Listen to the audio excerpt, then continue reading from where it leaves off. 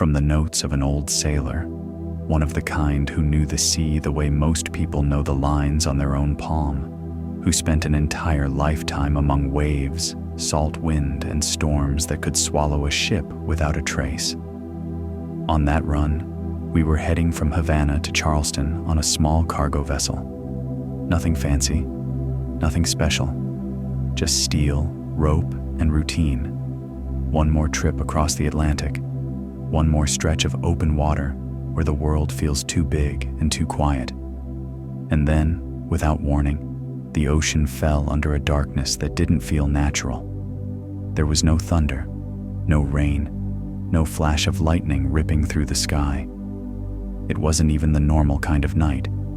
It was darker than a moonless emptiness, dark as if the sky had been covered with a heavy cloth, the kind that doesn't let even a pinprick of starlight get through. For a moment, the crew stayed busy, because that's what sailors do. You check the deck, you check the lines, you keep your hands moving so your mind doesn't start inventing problems. But the longer it lasted, the more wrong it felt. Like we weren't just sailing through a night, but through something thicker, something that had weight. And then we saw it. Ahead of us, rising out of the darkness, there was an enormous wave. Not a wave that rolled in and broke like normal water. It didn't crash. It didn't fall forward. It didn't even seem to move the way waves are supposed to move. It stood there like a frozen wall, as if the ocean had decided, for one silent moment, to turn into glass. The ship entered that strange curtain, and that's when the truly unsettling part began. The compasses spun wildly, like something was twisting the needle from the inside. Stars disappeared from the sky, not gradually, not one by one, but all at once, as if someone had snapped their fingers and shut the heavens off. And the crew felt it, deep in the body, before anyone had words for it. A sense of being pulled downward. Not the gentle rocking of a ship. Not seasickness. Something heavier. A pressure. A tug. We never figured out how long it lasted. A minute maybe, or maybe longer. Time gets strange at sea when there's nothing to measure it against except your own breathing. But then, like a sudden blink, everything changed. We were still on calm water, but the air felt different. The darkness was different. And when we checked our position, it didn't make sense. We were off course, far off, by dozens of miles. The water around us was smooth, almost unnaturally smooth, like an endless black sheet. No stars above. Just a flat horizon and a silence so complete it made even seasoned sailors uneasy. Out there in the Atlantic, where the ocean melts into the sky, there is a region wrapped in fear, fascination, and legend. The Bermuda Triangle. It's a place that has lived in the imagination of sailors and pilots for generations. A place people talk about in lowered voices, like you might talk about an old graveyard you don't want to cross at night. They say ships have vanished there, as if the sea swallowed them whole. They say planes have disappeared from radar without warning, as if pulled away by an invisible hand. Pilots never had time to send a distress call, and in the rare cases when wreckage was found, it was as if the crew had dissolved into the air. For centuries, sailors have told stories of strange lights that flare over the water, lights that don't behave like ships, like stars, or like storms. They spoke of compasses that spun without reason, as if the laws of physics didn't fully apply. And when people don't understand something, they do what humans have always done. They turn it into a story. But where exactly is this triangle? Its borders are not official, but it's commonly described as the space between the southern coast of Florida, the islands of Bermuda, and Puerto Rico, a huge patch of ocean, often described as covering more than 1 million square kilometers, holding hundreds, maybe thousands, of tales about missing ships, missing aircraft, and missing people. One of the earliest written mentions is linked to a name almost everyone knows: Christopher Columbus. In 1492, during his voyage to the New World, he wrote down something unsettling in his ship's log: reports of flickering lights gliding across the sea, and a compass that began behaving unpredictably. To modern readers, it might sound like the beginning of a myth. To sailors at the time, it was a warning sign, and after that, the stories multiplied. In 1918, the massive U.S. Navy ship Cyclops vanished, taking more than 300 people with it. In 1945, the famous case of Flight 19 unfolded. 5 aircraft on a routine training mission, pilots reporting failing instruments, panic, disorientation, and then radio silence. The planes were never found. So what makes this stretch of ocean feel so strange? Is it natural anomalies, methane eruptions from the seafloor, magnetic disturbances, violent weather patterns? Or is it something else? Something people would rather call unknowable? Welcome, my dear friends. It's truly good to have you here for another nighttime lecture. Outside, the wind can howl the way it does in old maritime stories, and in the warm light of a fireplace, shadows flicker across the walls like the ghosts of sails. Tonight, we're going to travel together into the mystery of the Bermuda Triangle. We'll walk through legends. We'll listen to eyewitness accounts. We'll step into the world of science. And we'll gently ask the same question people have been asking for generations. What is really happening out there? So get comfortable. The night is long, and the ocean is full of secrets. The Bermuda Triangle didn't become famous in a single moment. It wasn't one ship, one plane, one headline. It built its reputation slowly, over centuries, story by story, like a pile of driftwood collecting on a shore until you can't ignore it anymore. The first whispers came during the Great Age of Exploration. In 1492, Columbus recorded those strange observations, lights that looked like pulsing stars floating just above the water, and compasses that behaved oddly, as if confused. Today, historians and scientists might point toward natural explanations: unusual atmospheric conditions, bioluminescent organisms, drifting fires on the surface, optical illusions. But in the 15th century, without satellites, without weather maps, without a scientific vocabulary for these things, it felt like the sea itself was speaking. In the centuries that followed, sailors told tales of sudden storms that rose from calm skies. They spoke of ghost ships found drifting with no crew. They spoke of wandering lights, appearing above the water and vanishing again as if they never existed. And by the 19th century, reports of ships disappearing began to sound less like folklore and more like a pattern people couldn't stop noticing. One of the most famous mysteries in maritime history is the Mary Celeste. In 1872, the ship was found adrift in the Atlantic, intact. The cargo was untouched. Food was still laid out. There were no signs of struggle, no obvious damage, yet the entire crew was gone. Over the years, people suggested everything: pirates, mutiny, alcohol fumes, toxic vapors, madness, a sudden emergency that forced them into the lifeboat. But the final answer never arrived like a clean wave on shore.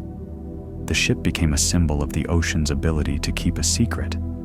Then came the disappearance of the USS Cyclops, a massive ship, modern navigation equipment for its era, reliable by reputation. And yet it vanished, along with 306 crew members.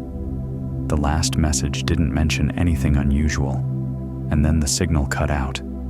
No wreckage, no debris field, nothing. It was as if the Atlantic simply erased it. And then, December 5th, 1945. 5 U.S. Navy torpedo bombers took off on what should have been a standard training flight. About an hour in, the pilots reported navigation problems. Their voices, caught on radio, shifted from confident to confused.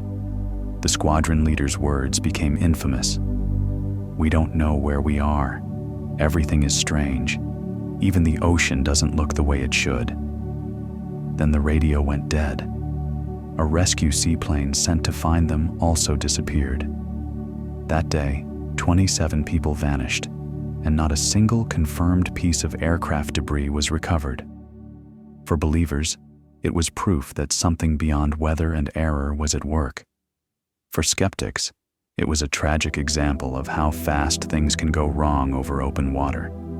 Either way, the story sank its teeth into the public imagination, and the list kept growing. In 1948, an airliner called Star Tiger disappeared with 31 people on board. In 1949, another aircraft from the same airline, Star Ariel, vanished as well. In 1950, an American freighter named Sandra disappeared. In 1963, the tanker Marine Sulphur Queen sank without sending a distress call.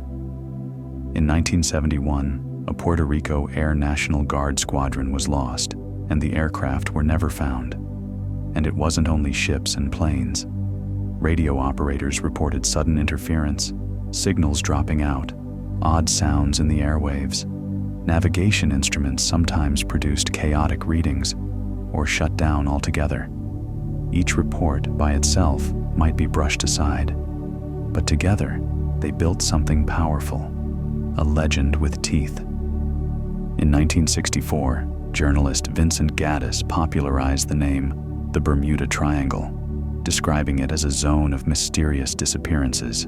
Later, in 1974, a best-selling book by Charles Berlitz cemented the public image even more, suggesting unknown forces at work, possibly aliens, portals to other dimensions, or energetic vortices.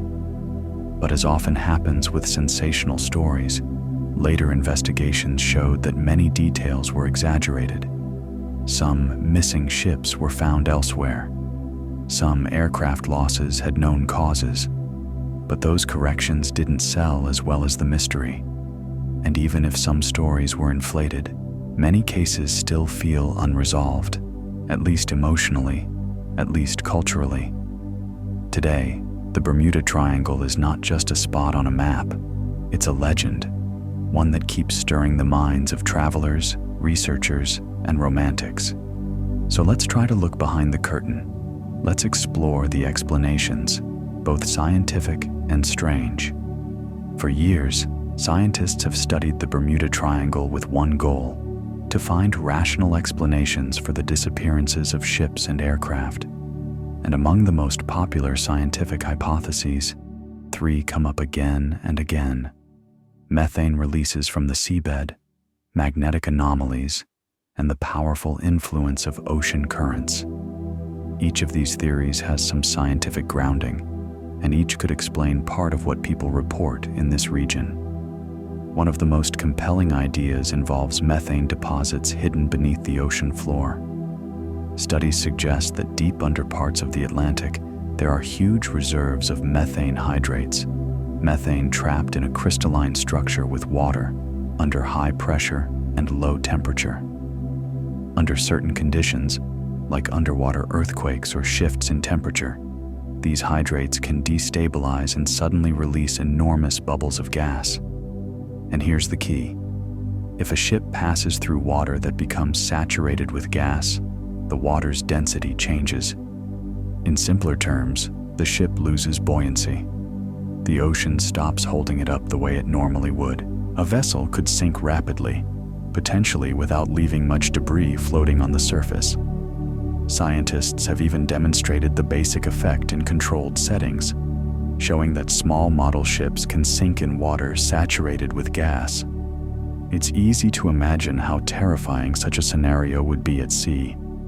One moment you're moving normally, the next you feel the ship drop as if the ocean opened beneath it. Methane could also pose a threat to aircraft in a different way. If a massive bubble rose up and released leaked gas into the atmosphere, it could create a pocket of thinner air where engines might struggle due to reduced oxygen. Methane is flammable too, adding a theoretical risk of ignition if conditions were right. Another category of explanation focuses on navigation. Sailors and pilots have long reported strange compass behavior, needles spinning, pointing the wrong direction, or drifting unpredictably.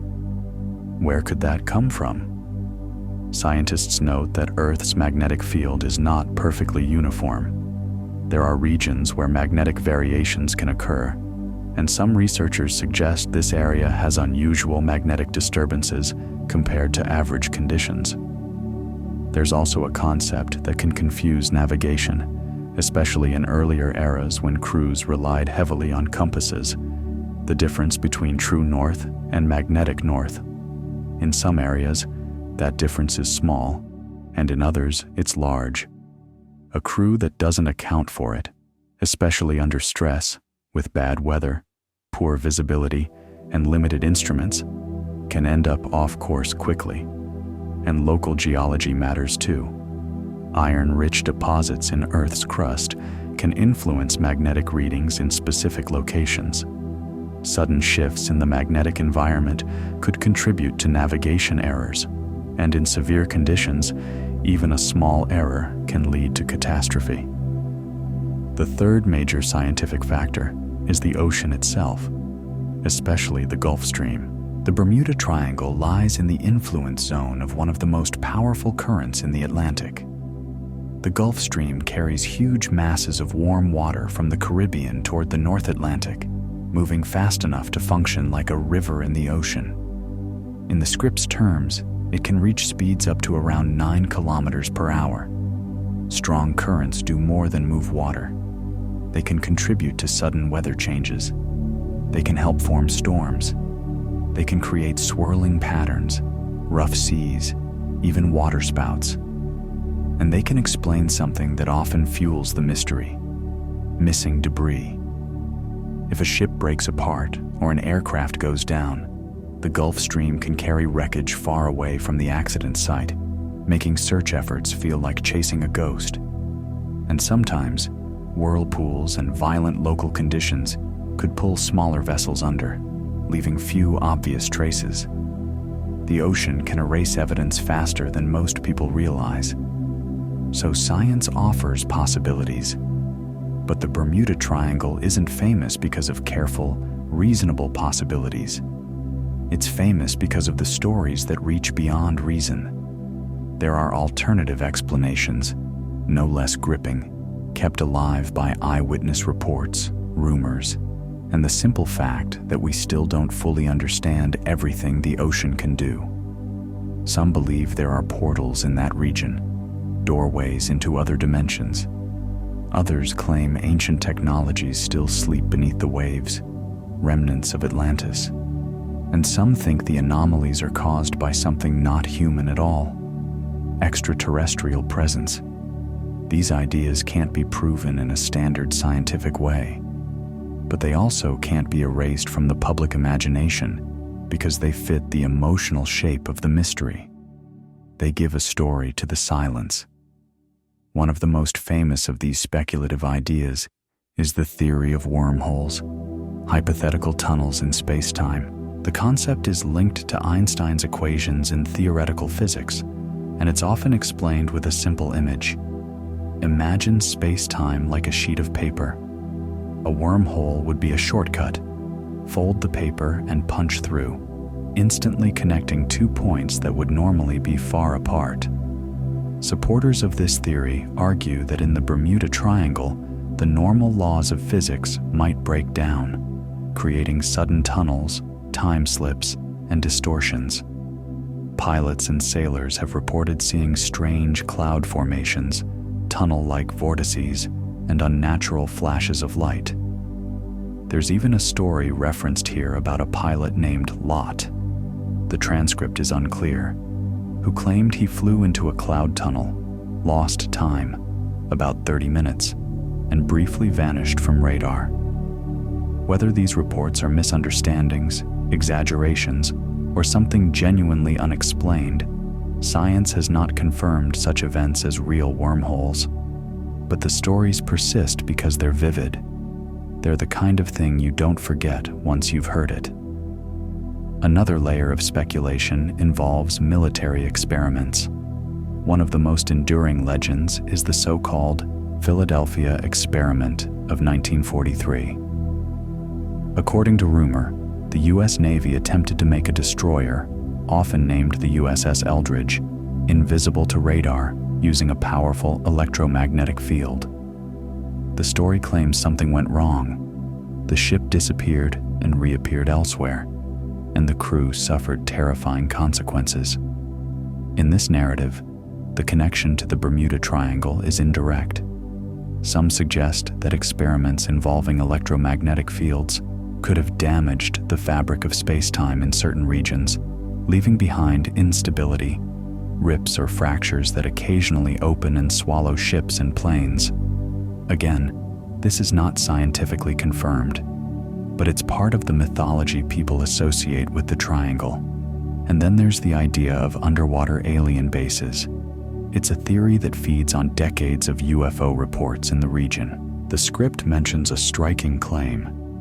During military exercises in 1963, the crew of an American submarine allegedly detected an object on sonar moving at more than 250 knots, an impossible speed for known underwater vehicles, at significant depth.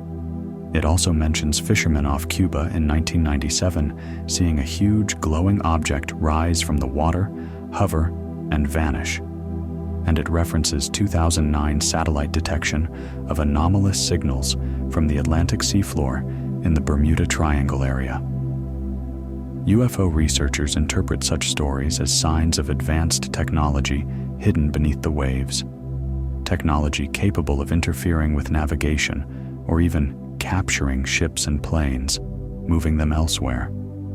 A terrifying thought, and exactly the kind of thought that keeps a mystery alive at night. Another famous piece of the Atlantis puzzle is the Bimini Road. In 1968, near the Bahamas, divers discovered a formation of large stone blocks arranged in a straight line on the seafloor, something that looks, at first glance, like an ancient road. Some scientists argue it's natural, but others point to its symmetry and scale and wonder whether it's man-made. Those who believe in Atlantis see the Bimini Road as a surviving trace of a lost civilization.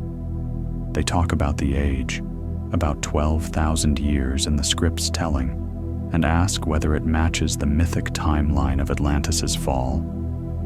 The story grows even bigger when Plato's descriptions are brought in. Atlantis as a place of incredible power and technology.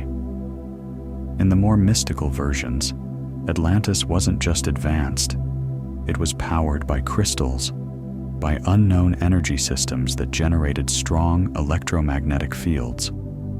And some believers claim those fields could still be active beneath the water, interfering with compasses, instruments, and even human perception. The script also references discoveries near Cuba in 2001, structures at great depth that some interpret as pyramid-like forms or ruins. Divers occasionally report unusual objects with unclear origin. Some researchers claim underwater pyramids could be energy generators affecting navigation. And once a story reaches that point, once you've introduced ruins and pyramids and energy fields, it becomes less about evidence and more about atmosphere. The Bermuda Triangle turns into a stage where every fear and every hope can play out. But even in the most fantastical theories, patterns keep repeating. Because the human mind looks for patterns the way it looks for shorelines. The script points to several recurring motifs. Sudden disappearances where ships and planes drop off radar without a distress signal. Ghost ships found intact but empty. Eyewitness reports of flashes and strange aerial funnels seen before, vanishing. These could be explained by many things, or by none, depending on what you believe. And here we reach an important point. None of the portal, alien, or Atlantis theories have clear scientific confirmation. They stimulate imagination, yes, but they remain stories. Powerful, captivating stories. Still, the Bermuda Triangle continues to attract researchers. New incidents, new reports, and new retellings keep the interest alive. But what if the answer isn't mystical at all? What if it's a combination of real natural dangers we're still learning to understand? Because alongside the wild theories, there are also the most ordinary explanations, the ones that don't feel like magic, but often fit the facts. Extreme weather, human error, mechanical failure. The Bermuda Triangle sits in a region known for tropical storms and hurricanes. Systems can form and intensify quickly. The ocean can go from calm to deadly in a short span of time. Atmospheric conditions can confuse pilots. Heavy rain and cloud layers can hide the horizon, turning the sky into a blank wall. The script mentions rogue waves, giant waves, sometimes up to 30 meters, recorded in the Atlantic. A single wave like that can strike a ship with enough force to cause catastrophic damage. It also mentions computer modeling suggesting that if two hurricanes interact in certain ways, they could produce extraordinarily destructive conditions, waves, storms, and chaotic sea states that give crews little chance. Thunderstorms and electromagnetic storms can also interfere with instruments. Sudden, intense storms combined with magnetic disturbances could contribute to navigation failures. And the script gives examples linked to weather, including 1918 Cyclops and a 2015 cargo ship loss during Hurricane Joaquin, with debris found later. Then there's the human factor, errors and panic. Many disappearances can be explained by navigation mistakes, insufficient preparation, and decisions made under stress. Over open ocean, especially at night, pilots can experience what the script calls horizon anomalies, when sea and sky blend together. In poor visibility, a pilot can misread instruments or lose situational awareness. And when someone is frightened, the mind can cling to the wrong assumption, believing they're headed toward Florida when they're actually heading out into open ocean. The Flight 19 case is often discussed in that light. Radio communications suggest the leader didn't trust the instruments and became confused.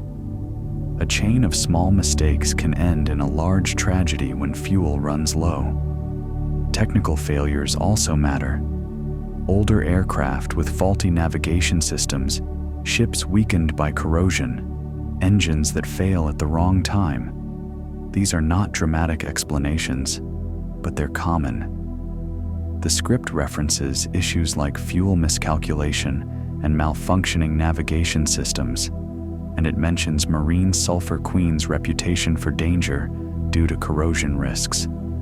And then there's the larger claim that the percentage of disappearances in the Bermuda Triangle may not actually be higher than in other dangerous, heavily traveled parts of the ocean. That doesn't erase the tragedies, but it changes the way we frame the legend.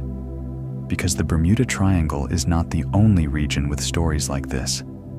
Around the world, there are other mystery zones, other triangles and seas tied to disappearances and strange phenomena.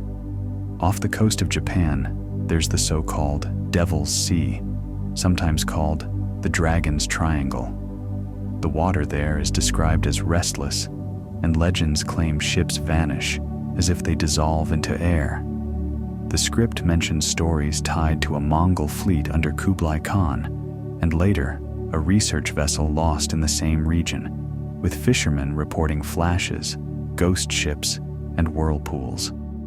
Some speculate about undersea volcanoes releasing huge methane bubbles that drag ships down. Far away, in the harsh expanses of Alaska, people speak of another triangle, sometimes called cursed. Thousands of disappearances are claimed in local lore. Hunters go out and don't return. The script mentions aircraft incidents, including a 1972 case involving a private plane and a U.S. senator, searched for with no debris found. Stories speak of magnetic vortices and strange mirages on the horizon. And then there are the haunting tales of abandoned places, like the story in the script about an Inuit settlement near Lake Anjikuni, where homes were found empty, with warm clothing and food left behind, as if people simply vanished. Not far away, dead sled dogs were reportedly found, starved, adding a cruel, eerie detail to the legend. The script also mentions other anomalous zones, including areas in Siberia where instruments behave strangely, and stories where aircraft vanish from radar and later appear far from expected crash sites. It even mentions the South China Sea and regions where ships reportedly disappear in broad daylight, with strange signals detected from the depths. And farther still, between the Philippines and Indonesia, another Devil Sea, with reports of lights diving under the water and a ghost ship found drifting without a single person aboard. In all these places, the same ingredients appear: strange lights, navigation failures, sudden storms, unexplained disappearances. And people ask the same question: is it all just weather and geography? Or is there something more? Here's the truth about human nature.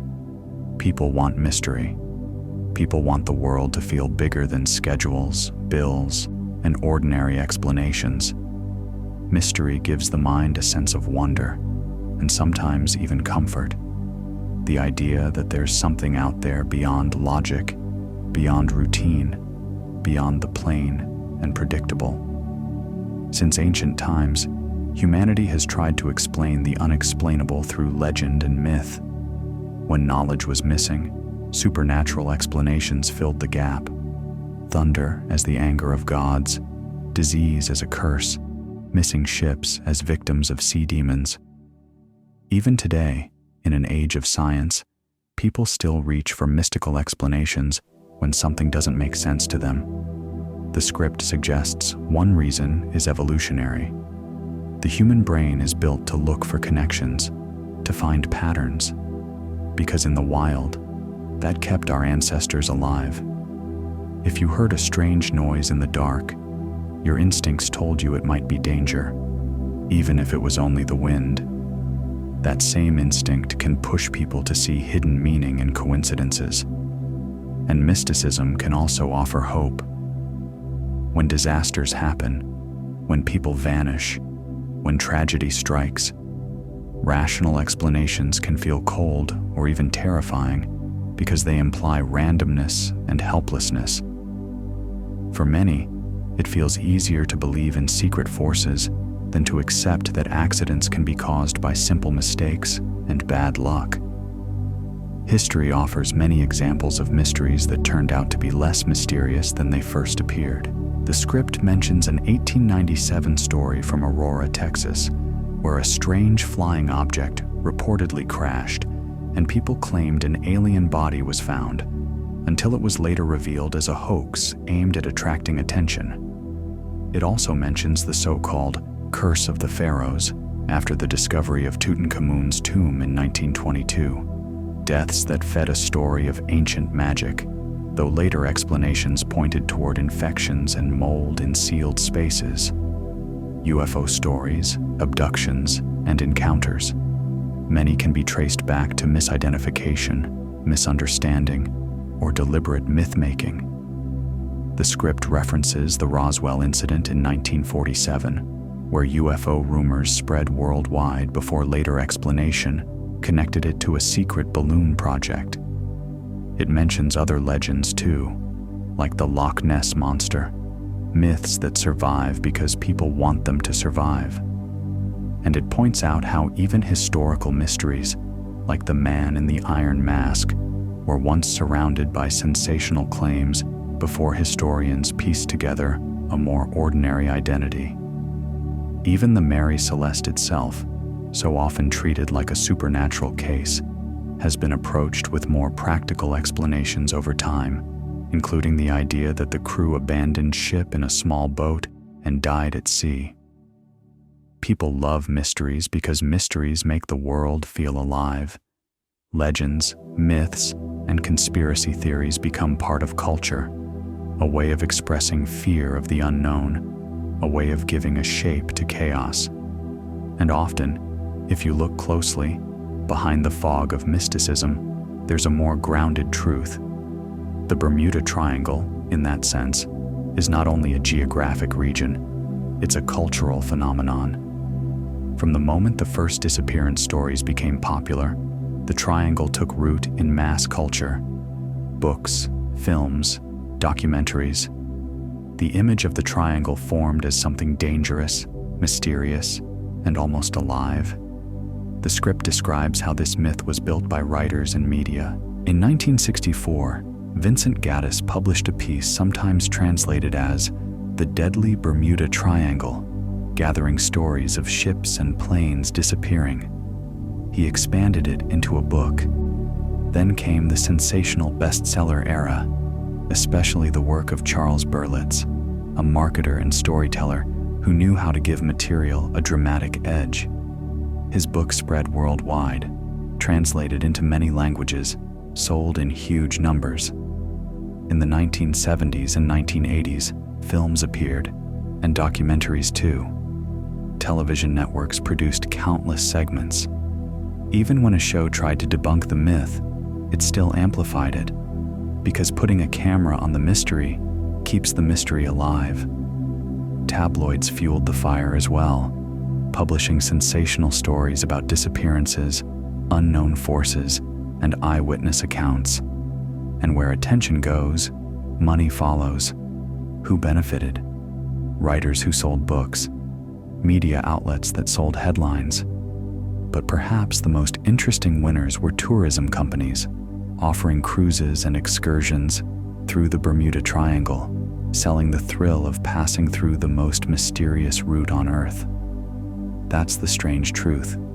Even if science explains a mystery, mysticism often sells better. People pay for the feeling, they pay for the story. And yet, technology keeps moving forward.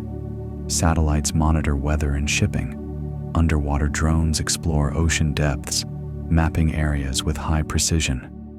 Many disappearances that once seemed supernatural can now be traced to storms, currents, methane releases, and human error. The script suggests that as artificial intelligence and data analysis develop, we may be able to compare all disappearances, find patterns, and determine exactly what factors influenced each catastrophe. It's possible the Bermuda Triangle will stop being a mystery in the practical sense, once enough information is collected. Maybe the mystique will fade like fog over the ocean at sunrise, but the question remains: if every secret were explained, would this corner of the Atlantic still feel as compelling? Could it lose its aura? Probably not completely, because human imagination has a way of rebuilding legends. Even when facts become clear, stories remain. And as long as people love the unknown, there will always be those who look at that triangle on a map and feel a quiet thrill, like they're looking at a doorway rather than a set of coordinates. So tonight, as you listen and let your thoughts slow down, imagine the Atlantic at night, endless, dark, breathing. Imagine a ship cutting through the water, a compass needle trembling, a horizon that disappears into black. And imagine this: maybe the greatest mystery isn't what the Bermuda Triangle is. Maybe the greatest mystery is why the human mind keeps returning to it, again and again, searching for meaning in the deep. Because the ocean doesn't explain itself. It never has. It only moves, it only waits, and it keeps its secrets in silence. And somewhere out there, between Florida, Bermuda, and Puerto Rico, the sea continues to hold a legend, part fact, part fear, part story, like a low, steady whisper under the sound of the waves. Let the whisper fade into the distance. Let the darkness become calm instead of frightening. And if sleep is close now, let it come gently, like a tide that doesn't ask permission, only returns to shore the way it always does.